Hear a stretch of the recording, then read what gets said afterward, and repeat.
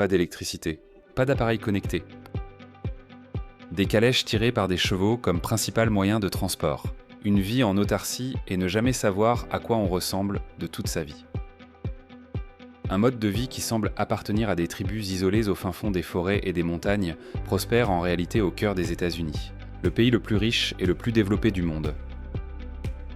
Bien que les femmes amish ne soient scolarisées que jusqu'en classe de 4e, elles parlent couramment 3 langues, sont obéissantes envers leur mari et consacrent tout leur temps et leur amour à leur famille.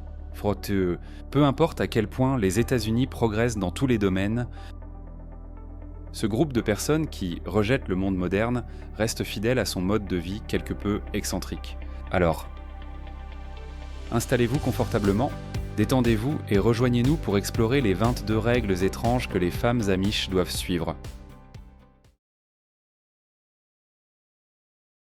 L'une des coutumes les plus frappantes de la communauté amish est la règle de la participation obligatoire à ce qu'ils appellent les événements communautaires.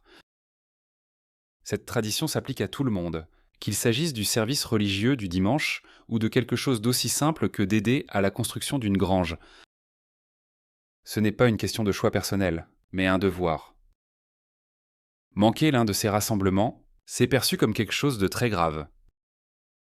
Un signe que l'on tourne le dos à la communauté elle-même. Ces événements sont plus que de simples corvées ou des rencontres sociales. Ils sont le ciment qui unit tout le monde. Une forme de contrôle social ? Et c'est particulièrement important pour les jeunes amish. Assister à ces rassemblements est l'un des rares moyens pour eux de rencontrer d'autres jeunes de leur âge et de nouer des amitiés. Qu'en pensez-vous ? Seriez-vous à l'aise dans une société où la participation à chaque événement communautaire est une obligation et non un choix ? Dites-le nous dans les commentaires ci-dessous. L'une des traditions les plus fascinantes et méconnues de la culture amish est le Rumspringa, souvent décrit comme le voyage initiatique des adolescents amish dans le monde extérieur. Imaginez, pour la première fois de leur vie, ces adolescents sont libérés des contraintes des coutumes amish. Fini les vêtements austères, les règles communautaires strictes, l'isolement de la société moderne. À la place, ils peuvent essayer des choses qui sont complètement interdites dans leur vie habituelle, porter des jeans, conduire des voitures et même utiliser des smartphones. Mais pourquoi une communauté aussi stricte autoriserait-elle cela ? La réponse réside dans l'importance du libre arbitre. Les Amish croient qu'un véritable engagement envers leur mode de vie doit être pris en pleine connaissance de cause. Le Rumspringa donne à ces adolescents la chance d'explorer le monde moderne, puis de décider par eux-mêmes s'ils veulent s'engager envers l'Église et le mode de vie amish. Les résultats ? Étonnamment, environ 90% des adolescents amish choisissent de retourner dans la communauté après le Rumspringa, poursuivant leur vie simple et guidée par la foi. Mais certains, comme Kate Stoltz, que vous reconnaîtrez peut-être de l'émission Breaking Amish, embrasse la vie moderne, Kate a quitté ses racines amish pour devenir mannequin. Créatrice et personnalité de la télévision à New York. Imaginez une vie sans le bourdonnement constant des appareils électroniques, pas de smartphone, pas de télévision, pas d'ordinateur. Dans un foyer amish, au lieu d'appuyer sur un interrupteur, on allume une lanterne ou une lampe à huile. Au lieu de cuisinières électriques, ils cuisinent sur des feux de bois, ajoutant à ce charme rustique d'une vie vécue plus lentement, plus délibérément. Les Amish craignent que l'électricité n'encourage une trop grande indépendance vis-à-vis de leur communauté et n'augmente la dépendance aux commodités modernes, qu'ils considèrent comme des distractions de ce qui compte vraiment la foi, la famille et les liens communautaires. Bien qu'ils refusent l'électricité dans leur maison, ils font quelques exceptions pratiques. Vous pourriez trouver des générateurs à gaz ou diesel alimentant des équipements agricoles essentiels comme les treilleuses ou les unités de réfrigération pour la conservation des aliments. Après tout, leur gagne-pain agricole dépend de l'efficacité et certains outils modernes aident à maintenir cet équilibre sans basculer dans ce qu'ils considèrent comme une vie mondaine. De plus, certaines communautés amish autorisent même l'électricité à des fins commerciales. Entrez dans un magasin amish et vous pourriez voir des lumières électriques ou des machines en usage. Mais lorsque ces personnes rentrent chez elles, elles retournent à une vie éclairée à la bougie au son des sabots des chevaux sur la route. Curieux de découvrir d'autres règles cachées et souvent mal comprises qui régissent la vie des Amish. Restez avec nous, car ce n'est que le début d'un voyage mystérieux, mais avant de continuer, n'oubliez pas de prendre 5 secondes pour vous abonner et activer les notifications. Nous avons plein de contenus intéressants à venir. Pensez à la place centrale qu'occupe la photographie dans le monde d'aujourd'hui. Partout où vous allez, les gens prennent des selfies, partagent des moments sur les réseaux sociaux et mettent en scène leur vie pour le monde entier. Mais pour les Amish, cette obsession de l'image et de l'apparence contredit leur volonté de mener une vie simple. Ils craignent qu'en se prenant en photo, ils ne soient tentés d'accorder trop de valeur à leur apparence ou à la perception des autres, ce qui pourrait mener à la vanité, une chose qu'ils veulent profondément éviter. De plus, les Amish croient que l'adoption de la photographie et d'autres technologies modernes comme les téléphones et les appareils photo pourrait lentement conduire à l'assimilation culturelle. C'est pourquoi de nombreuses communautés Amish n'autorisent toujours pas les téléphones fixes dans leur maison et contrôlent strictement l'utilisation du téléphone, ne les autorisant que dans des lieux communs comme les granges, principalement pour les urgences ou les contacts professionnels essentiels. Alors, pourriez-vous imaginer vivre dans un endroit où immortaliser un moment avec un appareil photo n'est pas permis ? Quel impact pensez-vous que cela aurait sur la façon dont nous valorisons les moments et les expériences ? Dites-nous ce que vous en pensez dans les commentaires. Pas de smartphone, pas de télévision, pas d'internet. Au lieu de faire défiler sans fin les réseaux sociaux ou de regarder des séries en rafale, les Amish privilégient le temps passé avec leur famille et leur communauté. Ils s'adonnent à des activités qui nourrissent leur vie spirituelle, comme la prière, la lecture de textes religieux et la participation aux travaux communautaires. Les Amish pensent qu'en adoptant la technologie moderne, les gens sont attirés par le glamour et le consumérisme, des choses qui pourraient éroder leur engagement envers une vie humble et simple. L'accès à Internet et au divertissement en ligne est considéré comme dangereux, non seulement parce qu'il pourrait introduire des idées du monde extérieur, mais aussi parce qu'il détourne l'attention des valeurs fondamentales de la foi, de la famille et de la communauté. Au lieu de l'électricité, ils utilisent des sources d'énergie naturelle comme le vent, l'eau et la force mécanique pour les activités quotidiennes. Vous ne trouverez pas d'appareils électriques dans leur maison, mais plutôt des outils manuels et des systèmes alimentés par la nature ou par leurs propres mains, tout comme les Amish. La communauté ménonite vit entièrement hors réseau, déconnectée de la technologie moderne.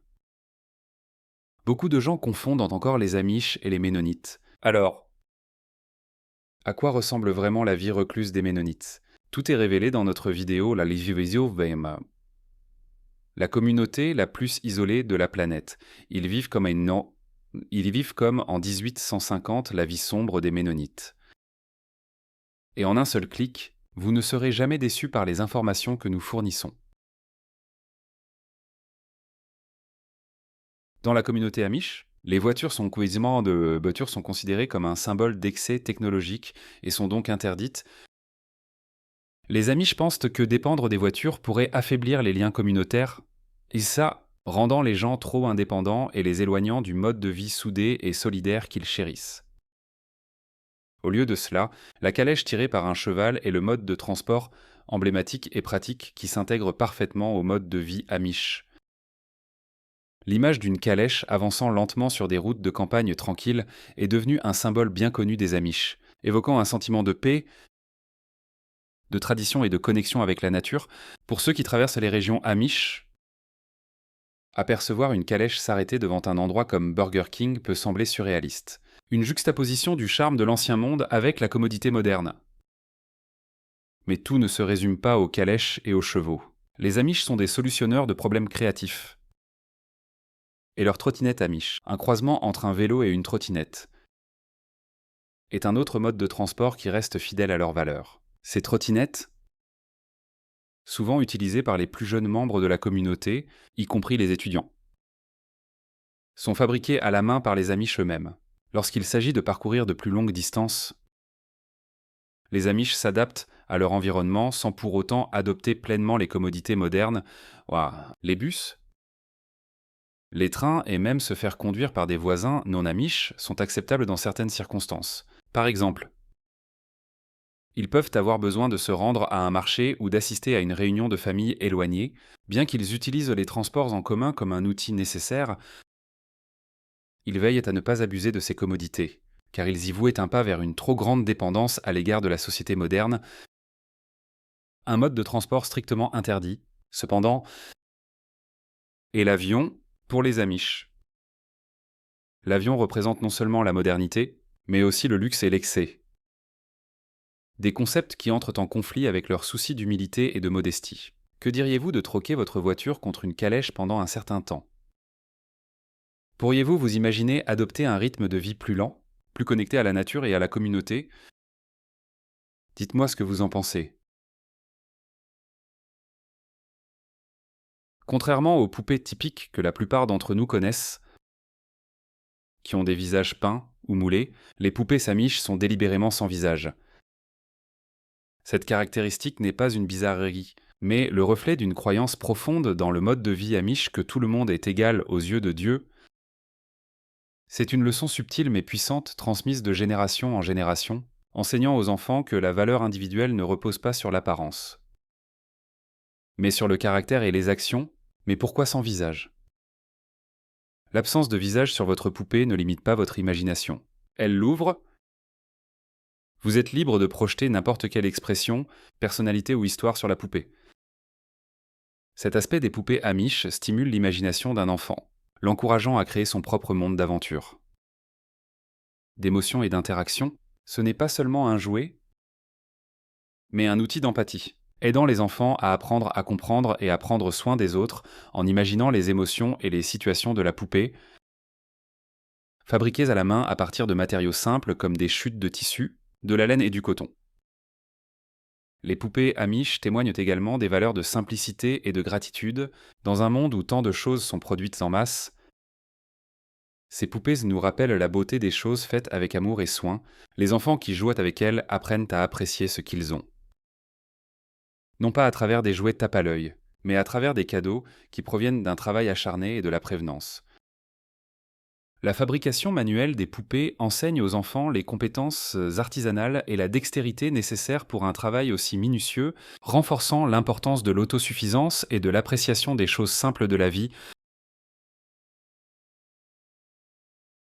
Dans le monde Amish, l'éducation revêt une grande importance, mais elle est très différente du système scolaire formel que la plupart d'entre nous connaissent. Les enfants Amish fréquentent de petites écoles à classe unique, où ils reçoivent une éducation de base jusqu'à la classe de 4e. Ici, garçons et filles apprennent côte à côte, étudiant des matières comme la lecture, l'écriture, le calcul et quelques compétences professionnelles de base. Cependant, une fois ce niveau atteint, leur parcours éducatif diverge pour les filles Amish. L'éducation formelle se termine généralement en classe de 4e. Ensuite, leur attention se détourne des études pour se porter sur des responsabilités pratiques et centrées sur la famille. Les filles sont formées aux compétences qui les préparent à une vie de femme au foyer, de mère attentionnée et de figure centrale dans le maintien de la communauté soudée. Il est important de comprendre que, dans la société Amish, les femmes les sont profondément valorisées pour leur rôle dans la vie de famille. Les Amish accordent également une grande valeur aux familles Ambers, aux familles nombreuses et Mamin Sanoma. La contraception est généralement considérée comme contraire à la volonté de Dieu, et par conséquent, il est courant de voir des familles Amish avec 5 enfants, ou plus. Les femmes sont au cœur de l'éducation de ces enfants, transmettant les valeurs de simplicité, de foi et de travail acharné qui définissent le mode de vie Amish. Dans la foi Amish, le baptême a généralement lieu entre 18 et 25 ans. Lorsque les individus sont suffisamment mûrs pour faire leur propre choix de vie, cette décision est importante, car elle représente leur engagement personnel envers le mode de vie Amish. embrassant non seulement leur religion, mais aussi les règles et les valeurs de la communauté.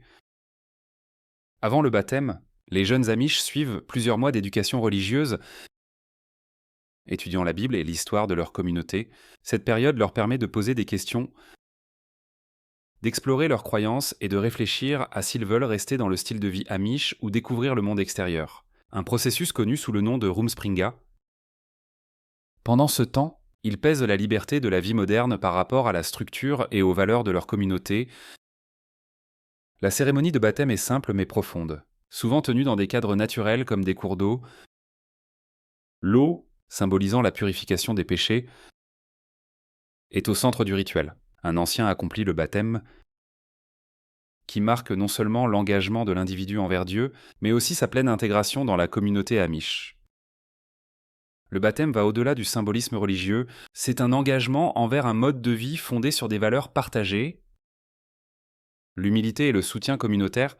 Après le baptême, les individus sont considérés comme des membres à part entière de la communauté, éligibles au mariage, et assument des responsabilités d'adultes. Les femmes Amish se concentrent souvent sur l'éducation des enfants et l'entretien du foyer, tandis que les hommes s'engagent généralement dans le travail physique et l'agriculture, contribuant tous deux à la foi et au bien-être de la communauté.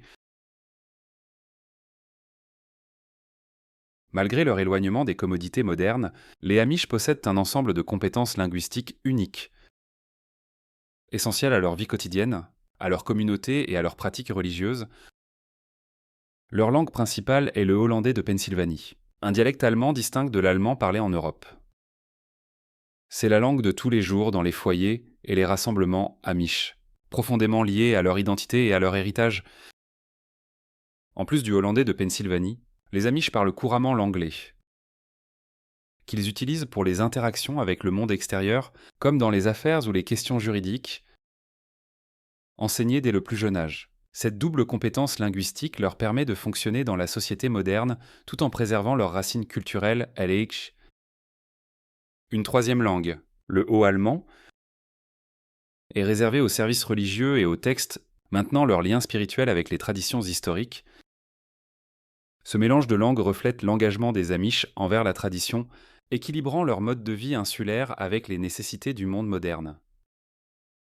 Les femmes Amish, souvent les principales dispensatrices de soins et enseignantes, jouent un rôle clé dans la transmission de ces langues à la génération suivante, assurant la préservation de leur héritage culturel et spirituel tout en préparant leurs enfants à un engagement sociétal plus large. Dans la culture Amish, les jeunes hommes et femmes ne se rencontrent pas lors de rendez-vous privés typiques comme dans la société moderne. Au lieu de cela, la cour se fait en groupe, sous la surveillance de la famille, garantissant que les relations se développent sur la base du respect et de la pureté. L'une des pratiques les plus intrigantes de cette tradition s'appelle le bundling. Imaginez ceci, un couple entièrement vêtu passe la nuit ensemble, mais séparés par une planche de bois ou une couverture. Le processus de cour dans la communauté Amish n'est pas précipité. Il peut s'étendre sur des mois, parfois même des années. Pendant ce temps, les couples évaluent soigneusement s'ils sont vraiment prêts pour l'engagement à vie du mariage. Quand le moment du mariage arrive enfin, il n'y a pas d'extravagance. Au lieu de cela, une cérémonie simple et modeste a lieu, en présence de la communauté locale, un reflet du mode de vie Amish, où la simplicité et l'humilité règnent en ce qui concerne les rôles de genre dans la société Amish. Ils sont clairement définis. Les hommes sont considérés comme les principaux soutiens de famille et décideurs, tandis que les femmes se concentrent sur les tâches ménagères, la garde des enfants et l'entretien du foyer. Mais ne vous y trompez pas, les femmes Amish sont loin d'être impuissantes. Elles ont une voix importante au sein de la famille, et leurs contributions à la communauté sont essentielles à son succès. Fait intéressant, les femmes Amish ont également le droit légal de posséder des biens et elles participent à certaines activités économiques, augmentant ainsi les revenus de la famille. Si vous pensiez que les nuits de noces étaient synonymes de luxe et de romance comme dans les films, détrompez-vous. Dans la culture amish, le début d'un mariage est construit sur quelque chose de bien plus pratique, le travail partagé et des valeurs profondément ancrées. Contrairement aux lunes de miel glamour que nous voyons à Hollywood, les jeunes mariés amish commencent leur vie commune en s'engageant dans ce qu'on appelle le broadside, ce qui se traduit par le temps de la mariée. Au lieu de s'évader vers une destination de lune de miel, ils restent chez les parents de la mariée ou des proches, parfois pendant des semaines, pour apprendre ce que la vie de couple marié implique vraiment. Pendant cette période unique, le couple ne se contente pas de se reposer ou de célébrer, il travaille. Les jeunes mariés participent aux tâches quotidiennes comme la cuisine, le nettoyage et l'entretien de la maison. Côte à côte, c'est plus qu'une simple liste de tâches. C'est une occasion de construire une base solide pour leur mariage grâce au travail d'équipe et aux responsabilités partagées. Sento. Cette tradition sert à faciliter la transition du couple vers la vie conjugale, leur permettant de comprendre l'importance de la famille, du travail acharné et de la communauté, des piliers clés de la société amish. La recherche a montré que les couples qui partagent les responsabilités ménagères ont tendance à rapporter des niveaux plus élevés de satisfaction conjugale et de résilience, en fait, dans le monde entier. Des études de 2023 suggèrent que les couples qui partagent les tâches ménagères sont jusqu'à 40% plus susceptibles de se sentir satisfaits dans leurs relations, et les Amish semblent le savoir depuis toujours. On enseigne aux femmes Amish dès leur plus jeune âge à respecter et à obéir à leur mari, une pratique qui découle des enseignements bibliques où le mari est considéré comme le chef de famille. Ce système, bien que traditionnel, est censé maintenir l'harmonie au sein de la famille, car les décisions sont généralement prises avec le mari ayant le dernier mot. Par exemple, des décisions importantes comme l'école que fréquenteront les enfants, aux choix plus quotidiens comme ce qu'il faut acheter pour la maison, les femmes amish consultent généralement leur mari. En surface, leur vie quotidienne peut sembler limitée aux soins familiaux, cuisiner, nettoyer, coudre et élever les enfants, mais il y a plus qu'il n'y paraît. De nombreuses femmes, ces femmes, donc sont dans un samish, contribuent à l'économie familiale en travaillant à la ferme ou en produisant et vendant des produits en fait maison comme des courtes pointes, birraba et croin ou des produits de procès, de boulangerie, une pratique qui rapporte un revenu important à de nombreux ménages amish. On estime que ces produits, en particulier les produits artisanaux, peuvent contribuer à hauteur de plusieurs milliers d'euros par an aux revenus de leur famille et ça. Une coutume traditionnelle qui perdure dans certaines communautés amish est le rituel du bonding. Une pratique de cour à l'ancienne où les jeunes couples passent du temps ensemble avant le mariage, souvent avec des limites physiques mais une intimité émotionnelle. Ce rituel souligne l'importance de la soumission, car il renforce la dynamique attendue de la future relation conjugale. Bien que ces rôles puissent sembler contraignants pour les étrangers, il est important de noter que la communauté amish évolue progressivement. Ces dernières années, on a observé un changement notable avec de plus en plus de femmes amish poursuivant des études supérieures et même occupant des postes en dehors du foyer.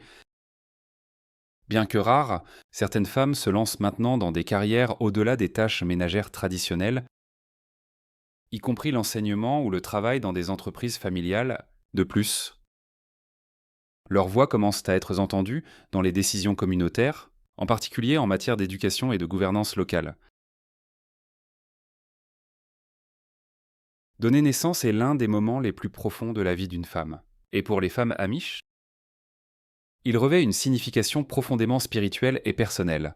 Contrairement au cadre hospitalier conventionnel que beaucoup d'entre nous connaissent, les femmes amish choisissent généralement d'accoucher à la maison. Ces naissances à domicile deviennent une expérience de rapprochement unique, non seulement pour la mère, mais pour toute la communauté, entourée de leurs proches. Elles peuvent préserver leur intimité, éviter la stérilité des hôpitaux modernes et embrasser le caractère sacré de l'occasion. La plupart du temps, elles sont accompagnées par une sage-femme, une femme expérimentée et de confiance au sein de la communauté amish. Cette tradition va bien au-delà de l'acte physique de donner naissance. C'est un reflet des valeurs amish de simplicité, de soutien mutuel et de foi en Dieu. L'environnement de l'accouchement est souvent calme. remplie de prières et de réflexions, offrant une atmosphère de calme et de recueillement. Dans la plupart des cas, elles choisissent de renoncer aux analgésiques, comptant plutôt sur leur force intérieure et le soutien de leur entourage. Dans la communauté Amish, les cheveux sont bien plus qu'une simple caractéristique physique. C'est un symbole profond de beauté, de féminité et de dévotion religieuse. Selon les enseignements bibliques, les cheveux longs d'une femme sont souvent qualifiés de sa gloire,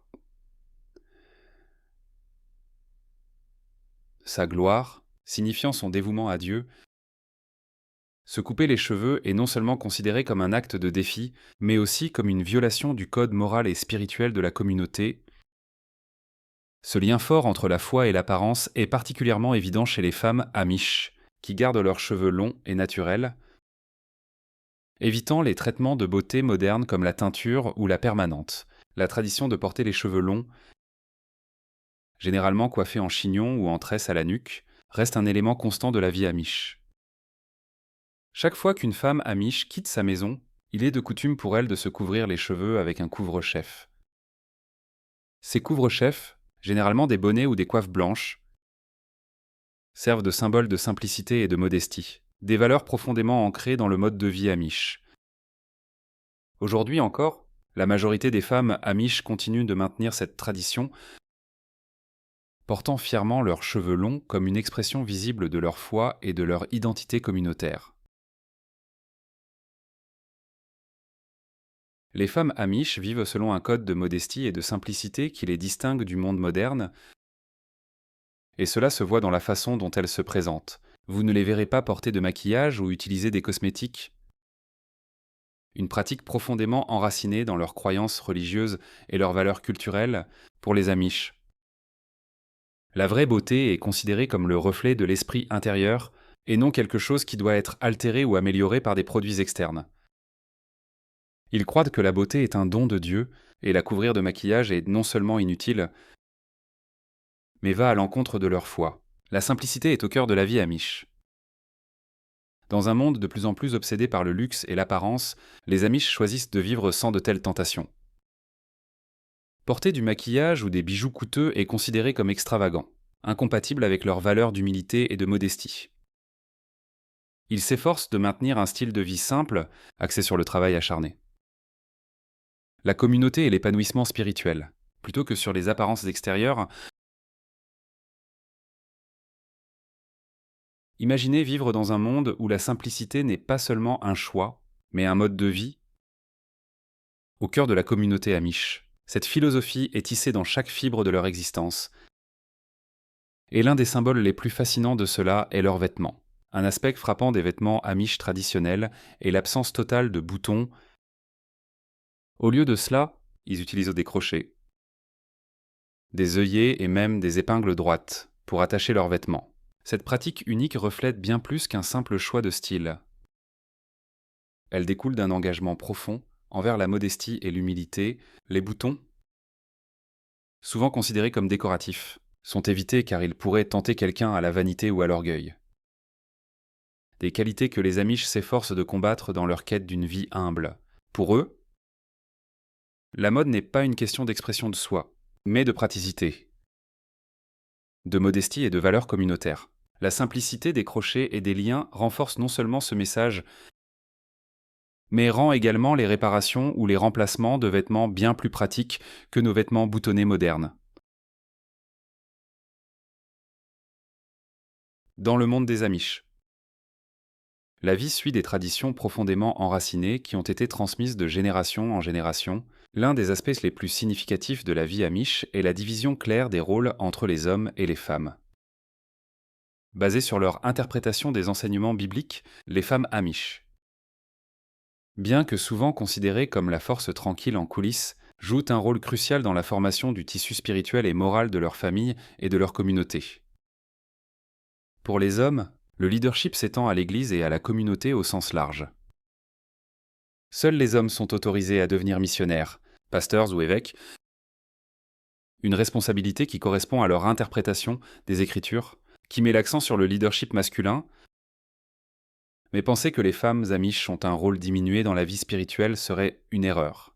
Bien que les femmes ne prêchent pas depuis la chair, elles sont les piliers spirituels de leur famille, elles participent activement aux services religieux, enseignent à leurs enfants et transmettent les valeurs de la communauté à travers la vie de tous les jours. En fait, les femmes amish sont responsables de nourrir la compréhension de la foi, de la moralité et de la tradition chez la jeune génération, assurant ainsi leur pérennité pour les générations futures. Bien que leur influence soit plus subtile, elle est indispensable. Elles fournissent la motivation émotionnelle et spirituelle qui maintient la cohésion de la communauté amish. Dans les communautés amish, les écoles adoptent une approche unique de l'éducation qui pourrait en surprendre plus d'un, surtout lorsqu'il s'agit de sujets comme l'éducation sexuelle. Contrairement à la plupart des systèmes éducatifs modernes, les écoles amish n'offrent pas d'éducation sexuelle complète. Ce choix découle de valeurs profondément ancrées de modestie, de pureté et du caractère sacré du mariage. Ils visent à protéger les jeunes esprits des connaissances explicites ou mondaines. Conformément à leurs croyances religieuses et culturelles, les enfants amish apprennent la biologie de base. Mais il y a peu ou pas de discussions formelles sur la reproduction humaine, des sujets tels que la puberté, les changements corporels pendant l'adolescence, ou même d'où viennent les bébés sont rarement abordés dans leur programme scolaire. En fait, de nombreux adolescents amish entrent dans l'âge adulte sans avoir reçu de conseils formels sur ces questions. Au lieu de cela, ils apprennent souvent par des canaux informels, comme des conversations avec des pairs, des parents ou d'autres adultes de confiance au sein de la communauté.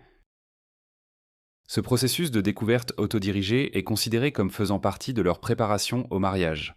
Cette pratique contraste fortement avec les systèmes éducatifs modernes dans des pays comme les États-Unis, où une éducation sexuelle complète est souvent obligatoire dans les écoles publiques. En 2024, environ 30 États américains exigent une éducation sexuelle et dans de nombreux cas, elle inclut des informations sur la contraception, le consentement et la santé reproductive. Des sujets rarement abordés dans les écoles amish. Dans le monde fascinant et secret des amish, il existe une pratique connue sous le nom de mise à l'écart, shunning, et elle est aussi puissante que personnelle.